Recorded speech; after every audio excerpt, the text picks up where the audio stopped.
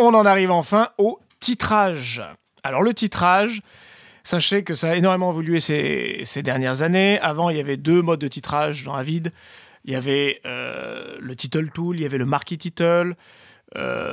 C'était basique, mais ça marchait bien. Ils ont tout balayé, ils ont tout enlevé pour mettre un seul et même type de titrage qui s'appelle le Titler Plus. Avid Titler Plus, que vous trouverez accessible ici avec le petit T+.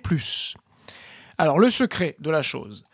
On va pour la première fois faire un filler, c'est-à-dire un plan vide à l'endroit et à la durée où je veux faire mon titre. Par exemple, si je veux mon titre en surimpression sur cette image, je vais faire un in et un out sur la durée du titre que j'imagine, et je vais me réserver une piste, la piste V3 au-dessus pour placer mon titre en surimpression. Si j'ai pas de piste, ben j'en crée une.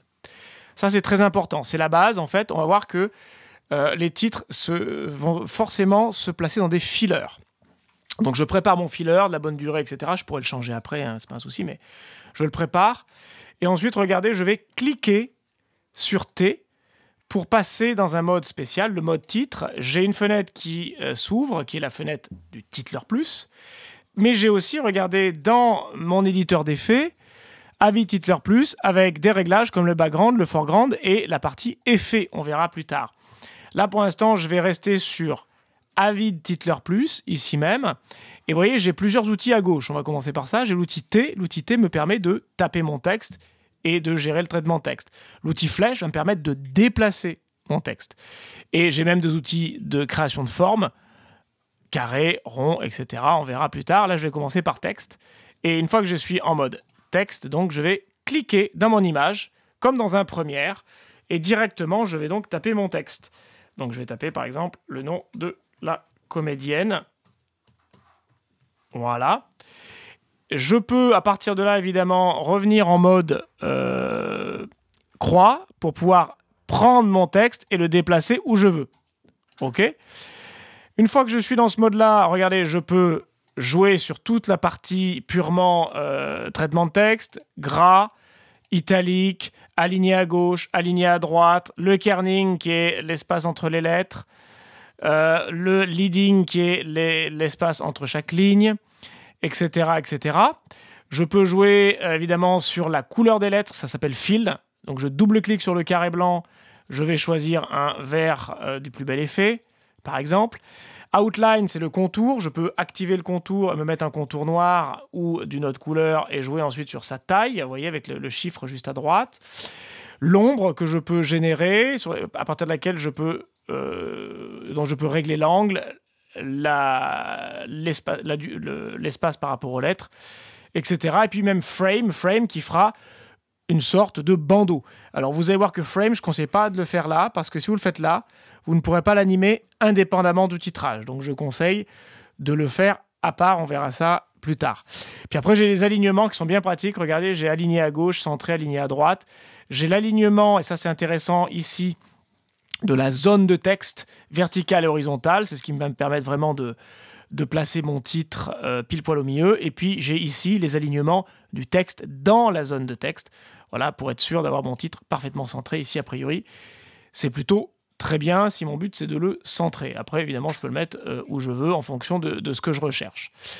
Une fois que j'ai fini ça, que j'ai mon texte à la bonne taille, la bonne police, etc., etc., je peux fermer cette fenêtre et travailler mon texte uniquement dans la partie Avid Titler. Donc ça va être intéressant, notamment pour pouvoir faire des titres défilants, on verra, parce que dans Effect, par exemple, vous avez la possibilité d'aller chercher le crawl et le roll pour pouvoir faire des titres défilants. Là, dans l'immédiat, on va se contenter de faire un titre fixe. Donc, une fois que j'ai fait ça, j'ai terminé. Regardez mon titre, il est bien dans la timeline. Mon filler est devenu un vrai titre. Je peux enlever maintenant mon in-out. Je peux attraper mon titre avec la flèche rouge, le déplacer où je veux, comme n'importe quel, je dirais, média. Je peux bien sûr régler sa taille en prenant les poignées du titre, l'agrandir ou le réduire, lui mettre un fondu au début et un fondu à la fin pour le faire arriver en fondu, ou bien encore, évidemment, l'animer de manière totalement manuelle. Pour ce faire, regardez, on va rouvrir l'Effect Editor Et dans l'Effect Editor, vous avez notamment un outil d'animation qui est assez formidable, c'est le tracking. Regardez, quand je vous disais tout à l'heure qu'il était possible de traquer un texte, et bien là, vous en avez la démonstration. Si vous ouvrez le tracking et que vous sélectionnez avec cette fenêtre ici un élément dans cette fenêtre-là, que vous faites un suivi, voilà, là, je me suis mis sur le bijou de la comédienne. Voilà, ça va remonter avec la cigarette, c'est pas grave. Et bien, une fois que vous avez fait ça, regardez, vous allez pouvoir, après avoir sélectionné votre titre, attribuer le tracking A au titre. Et regardez, c'est magique, le titre, il va bouger avec l'image, exactement comme on l'a vu avec le smiley tout à l'heure.